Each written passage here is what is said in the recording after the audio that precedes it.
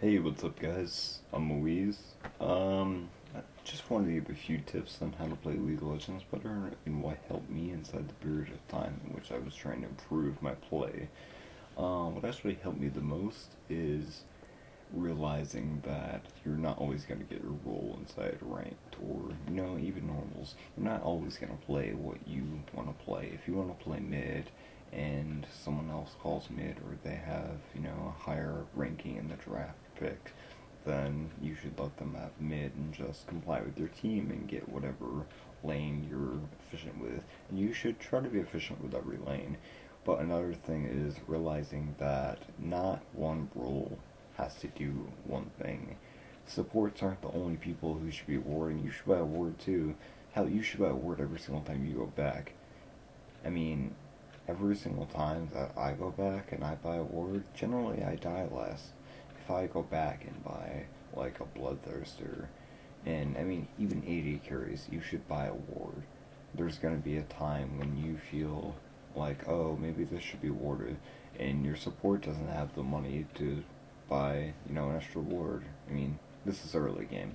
If you get like first blood and you go back and you buy like Vampire Scepter and you want an extra ward to place somewhere, that's fine. If you're top lane or mid, you should always buy a ward.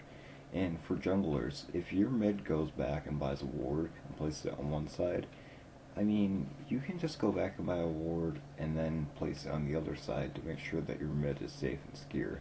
Your mid most likely is going to be a person that's going to be like snowballing or either bot lane.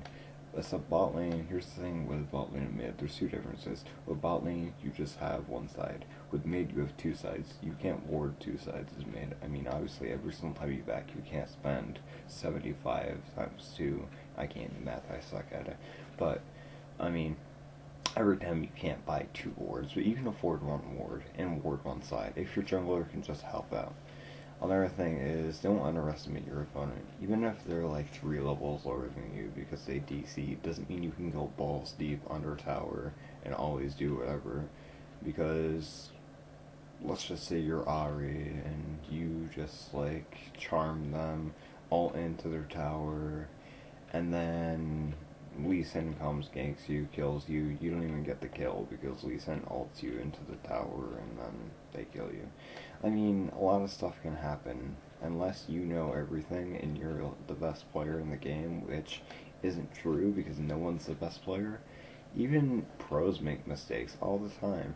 I mean, we aren't perfect. Humans aren't perfect. Just wanted to throw that out there for you guys. Just a few tips.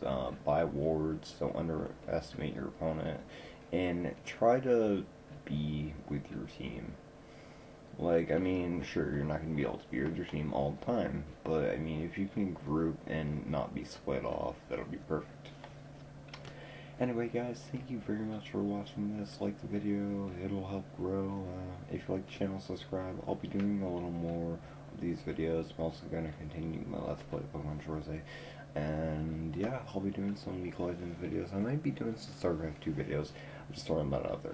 But anyway, guys, thank you very much, and have a nice day.